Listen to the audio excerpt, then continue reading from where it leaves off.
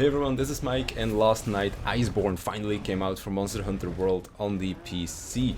And this of course means that we finally get access to this long-awaited expansion, getting access to all of the new monsters, the new area, as well as all of the cool new moves and equipment that are available in the game. So if you're new to Monster Hunter World and you want to play Iceborne, you can't immediately do it, so it's not as much as a buy the expansion, immediately play it. You do need to play through the original story of Monster Hunter World, which goes all the way until you beat Xeno'jiva, which is kind of like the big end boss. I'm not really gonna spoil it, who it is or what it looks like. Well, I guess you know who it is now, but you don't know what it looks like. But once you beat that guy, Xeno'jiva, then you can move on to Iceborne. Now, before you head into Iceborne, if you are a newer player, make sure that you pick up the Defender set and the Defender weapons, because otherwise you're going to get utterly destroyed by these monsters in Iceborne. Because to get into Iceborne, you don't need to have beaten a bunch of high rank monsters.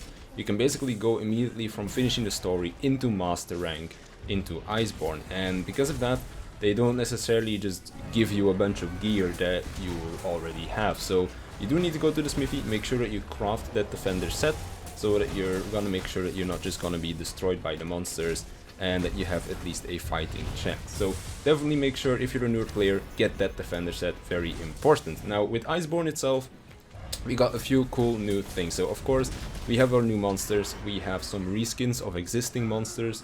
For example, we have the Puke Puke, which is now a water monster. The Viper Tobikadachi now has poison. We have the Fungal Anjanath, and then of course we have a bunch of new monsters like the Barioth, the thing that you see me fighting here, which is like a giant moose. I forgot its name. I think it's the Beotodus, but I also think the Beotodus is a different monster, so don't quote me on that. But this is also one of the new monsters that you see me fight. Of course, this is not the new area where you see me fight in, because this is an arena quest, because I thought it would be pretty easy for me to hunt it down there for some footage to throw in the background. But other than this, we of course also have access to some new tools, more notably the Clutch Claw.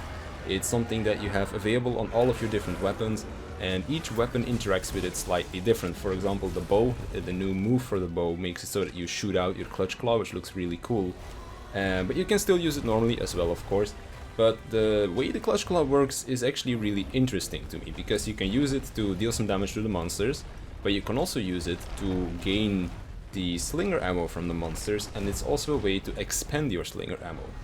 The way slinger ammo works now as well is that you can use it during combat whilst your weapon is drawn, basically. Before, I think only the sword and shield was able to do this, but right now you can use your slinger ammo whilst your weapon is drawn, which is really good because, for example, if you need that flash pod to get the monster to come down, or for example Diablos or Black Diablos crawls under the ground to come charge at you, you can just fire out that screamer pod immediately without having to stow away your weapon. So it's really cool that you can do that now on all of the weapons and not just on the sword and shield.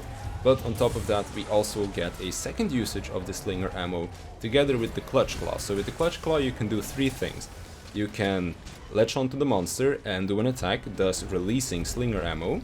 You can latch onto the monster and hit its head a little bit to redirect the monster. And then the third thing, which you kind of want to use in combination with the second thing, is you can use your slinger ammo to immediately attack the monster and then send it charging forward. And if you then of course direct the monster correctly into the wall, the monster is gonna get stunned for a little bit. So it's really cool that we can do that. Of course, each weapon has their own kind of specific attack that they do while they are mounted. For example, with the Charge Blade, if you use your Clutch Claw, you're gonna end in X mode, so you do need to kind of take that into account if you want to be using those kind of things. I'm not quite sure with the switch X and stuff like that what will happen with those, but basically try it out on the dummy or something like that, because in the training area you can use and check your new moves for your Clutch Claw as well, of course. So Clutch Claw, really cool thing. But other than that, that's not the only new thing that we get when it comes to combat. Every single weapon also has a new move. For example, when it comes to the Charge Blade, we got a new Charge Blade attack that also brings us into a new state for the Charge Blade as well, which is really cool. So back in the original Monster Hunter World, Charge Blade basically had two modes. You had Sword and Shield and you had X mode. But now in Iceborne we have the Charged X mode, which makes the X mode even stronger. And it also makes it so that we have another way to cancel out of our super amped element discharge, which is really nice, because sometimes you're like, oh shit, I don't really want to use this and waste some files, or I need to start looping into another combo, or I want to do some more damage before I use my element discharge. And you have that new move available to you now, and this also translates into the charged axe state, which makes it so that you're going to be doing a lot more damage. Of course, this does drain files, so you can't always be using it, but it's a really nice addition to that. And of course, all of the other weapons in the game also got either a new move or some new thing to their playstyle as well. I haven't been able to try all of them out so far. I've only been playing with the bow and the charge blade, and a little bit with the Insect Glaive, because Insect Glaive is also really cool.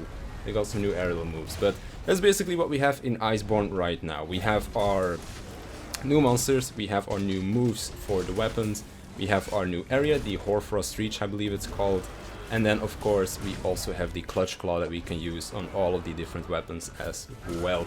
Of course, going into the future we're going to be getting new monsters added on as well. We don't have everything that we have on the PlayStation or the Xbox version. Actually, is there an Xbox version? I think there is.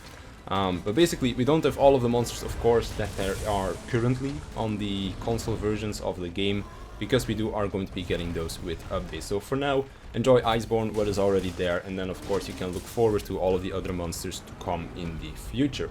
But that's basically going to be it for me. Gonna render this video real quick and then hop back into the game, because I'm pretty excited to play.